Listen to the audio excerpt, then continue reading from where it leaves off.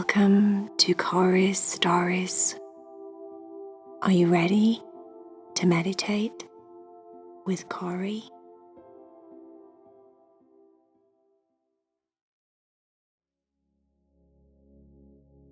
Are you ready to meditate with Cory? Make sure that you're comfortable in your bed and everything is just right in your room. It's time to relax your body, let go of your day. Heidi, Cherry and Vaya were at Charlie and Naomi's house. The girls were having a French night, a French-themed dinner. It was a potluck, so everyone they knew were bringing something over that was yummy and French-themed, something good to eat. Heidi had been doing some research, and what she'd found was that the French really take their food very seriously. Food in France is something to be taken serious. Heidi found out that everything in certain parts of France stops at noon just so people can enjoy their siesta and their lunch. It's that serious. The shops stop. Everything stops. Just so people can enjoy their lunch. Heidi said we could take something very French with the name like French fries or French bread as part of the potluck.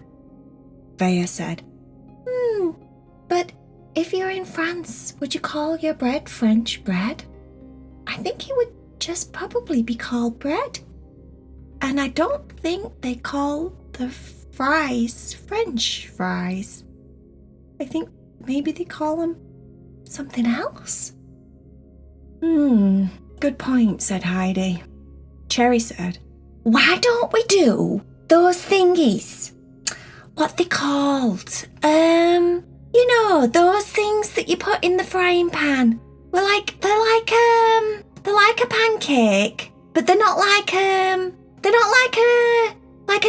American pancake. They're not fluffy like cakes, like pancakes, like buttermilk pancakes or like that. No, they're not like that. They're more like the pancakes that they do in England that they just call pancakes. But no, these are like flat and thin and skinny, and I think they call them cakes. Yeah, that's it, cakes. Heidi said, you mean crepes? Yeah, that's it, crepes like drapes. That's how I'll remember. I'll remember drapes like your curtains. Drapes are like crepes, not cakes like bake. No, not that, no. Crepes. Yeah, crepes. Why don't we do crepes? And we can maybe do some savoury crepes. Or we could do some sweet crepes and have them for dessert. We could do that. What do you think? Heidi said, that's a good idea. We'll see. Anyway, on the actual day, the cats took an asparagus and mushroom cream soup. Heidi had found out that in France, they like to forage for young, crisp asparagus, and they also like to forage for mushrooms. So she figured that maybe they could make a mushroom and asparagus cream soup. So that's what they did. The girls, Charlie and Naomi, who were sisters by the way, said that was a very good choice and the soup smelt absolutely delicious. By the time everyone came, the table was full with all different French-themed meals. Cherry nudged Heidi when she spotted something on the table. It was a plate of garlic and white wine-flavoured snails. Oh no, said Cherry. Oh no. Oh dear. Heidi said what? Because at first she didn't know what Cherry was talking about. Cherry said, over there on that oblong plate, that enormous long plate that's covered in snails. Heidi said, oh dear. Cherry said, I know. How do we tell him that I just met a really nice snail called Bill and all his community, and they were really nice, and they like to do karaoke night and sing and dance and things like that. And what do we say? What do we say? Vaya said, me thinks we could just be polite and appreciate that different people eat different things, and not everyone eat snails, but some people do eat snails, and that's okay. Cherry said, yeah, you're right. I'm not going to worry about it. It just made me a little bit. Oh, poor Bill. For a sec there, but you're okay. It's all right. We'll focus on something else. Let's focus on something else. Let's ask the girls what's really popular to do in France. They'll maybe know what we can do and what we're going to do tonight. Since it was a lovely evening, Charlie and Naomi and her family and all of the friends that had come over had set up lots of different activities outside. They were going to play garden games, like outside garden games, like a mini badminton. And they had a giant Jenga that they were going to play with. And then they also had a spike ball.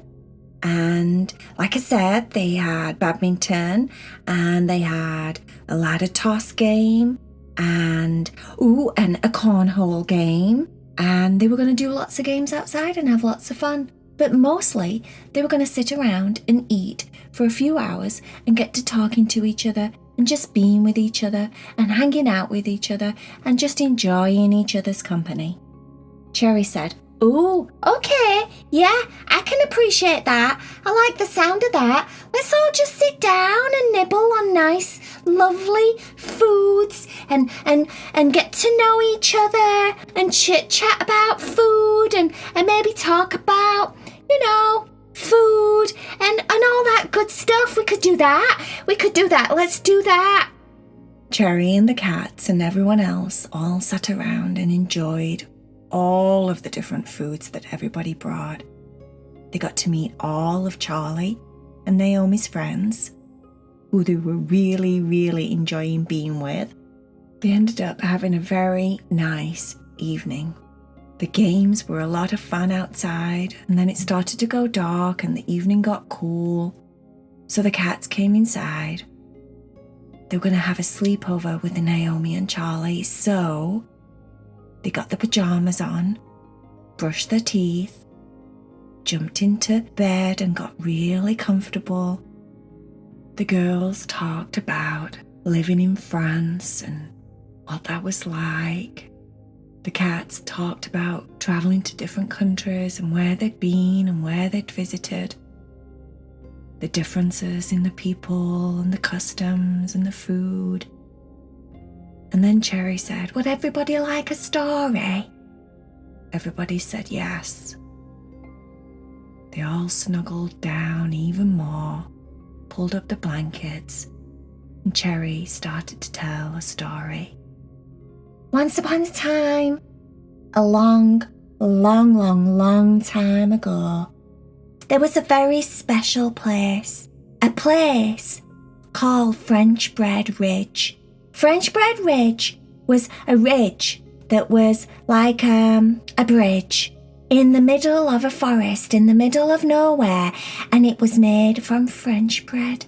Now, you would think a bridge that was a ridge that was made from French bread wouldn't be a very smart idea because, how strong is French bread?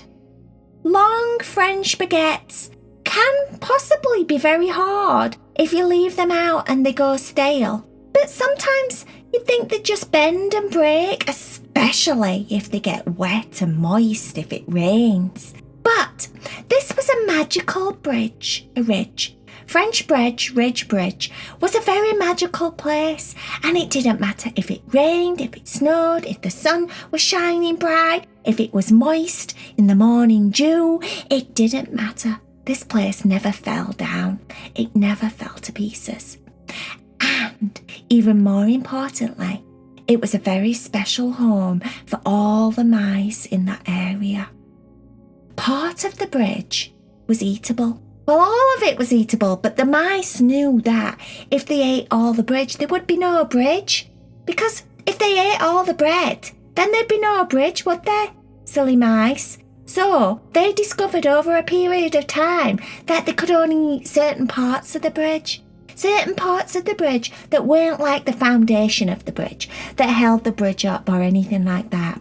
They could just eat the corners where it didn't really matter. So there were so many mice, so many nice little mice with big eyes, little tiny little mice, little tiny little mice with little feet and little tails and little eyes and little ears. They were so cute. Tiny little mice eating French bread bridge. Yeah. And it was such a nice, very magical place. And that's it, I think. That's the end of my story. She looked around and everybody was asleep. She decided she was getting really, really good at bedtime stories. Unbeatable, she thought. She could tell the bestest stories. Better than anybody she knows. Even better than Cory, she thought. She laid herself down next to everyone in the bed, closed her eyes, and fell fast asleep.